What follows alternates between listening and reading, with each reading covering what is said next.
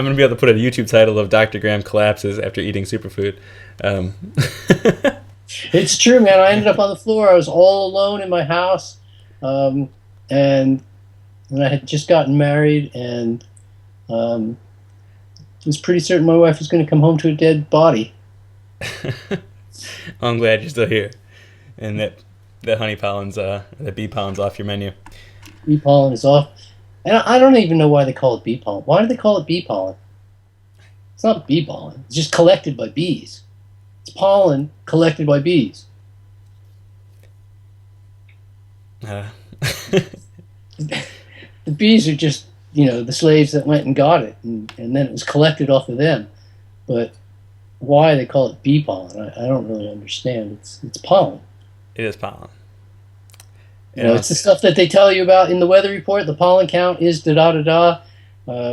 High pollen count, bad for your health. The pollen count is bordering on very high territory, which makes things difficult for allergy sufferers. Meanwhile, the health people are saying take pollen. In the bee pollen in particular, which is a huge and powerful superfood. And you gotta start to wonder, when you hear two totally conflicting stories. Nobody's questioning whether fruits and vegetables are good for you. Fruits and vegetables are health food. Period. They are.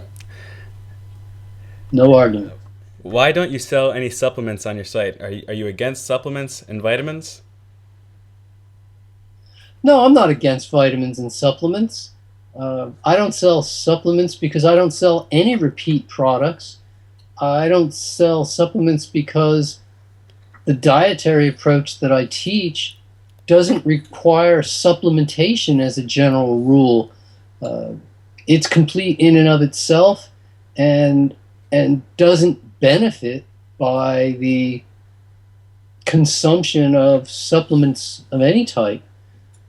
In fact, I asked somebody today to explain to me why he thought that dehydrated vegetables that have been powdered, meaning they've been exposed to a lot of oxygen, their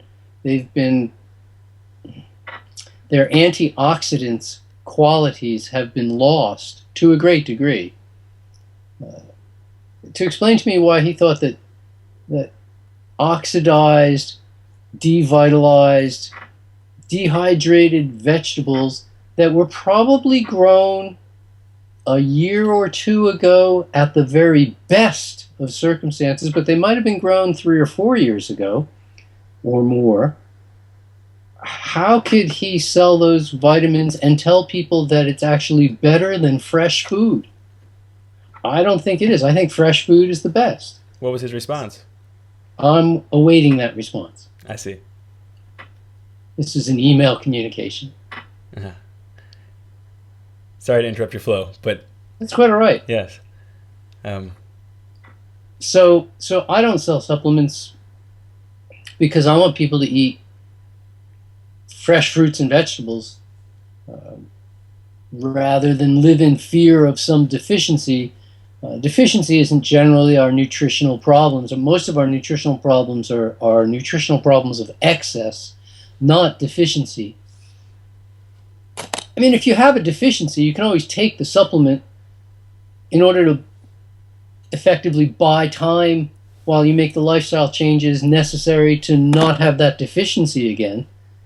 But that would be unique to the individual. Like, some people are more prone to sunburn than others. Some people are more prone to iron deficiency than others. It depends on a lot about your genetics and a lot about your chosen lifestyle and your previous history, how you ate back then, da da da. So I just don't recommend generic supplementation. I see no point in it. I believe that the food that we eat is complete in itself, giving me enough nutrition so that, I haven't consumed any supplements in more than 3 decades, and I think that's just fine. Great, Doug. Did you ever fall for that? Oh yeah, twice. You I fell for went that full superfood and took supplement? supplements when I was a kid. My mom was big on supplements, and so I took some supplements when I was a kid. maybe like Flintstone vitamins or one a day or something like that. And while I was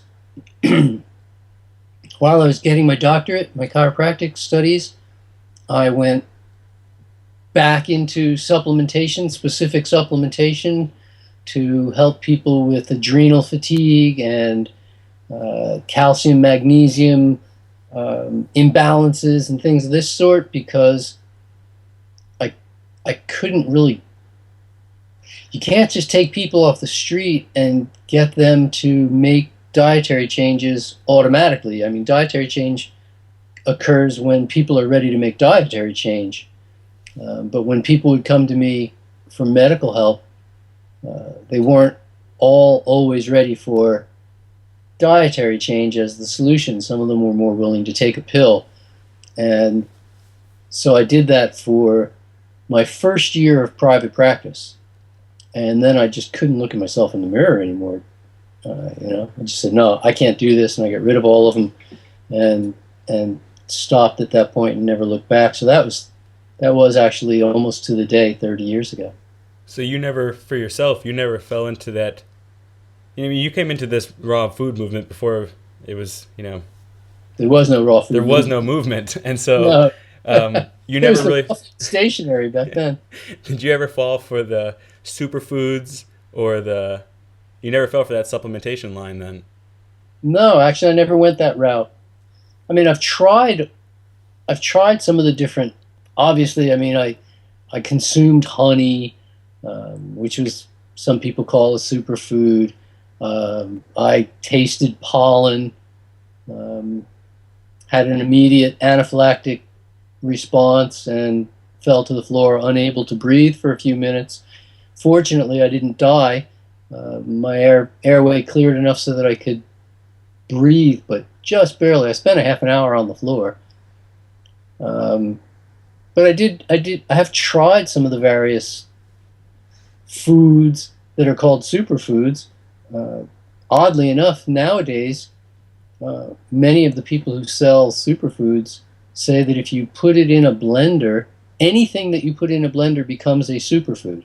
With the NutriBullet, you can turn ordinary food into superfood. That kind of... Then there's other people say if you put it in a blender, you lose all the nutrients. So personally, no. I always heard both sides of that story. If you need to juice things because you get more nutrients, and the way you juice it is to remove the fiber or separate out the fiber. Meanwhile, for breakfast cereals, they're adding in fiber. It always just seemed incongruous to me, so I just never went that route.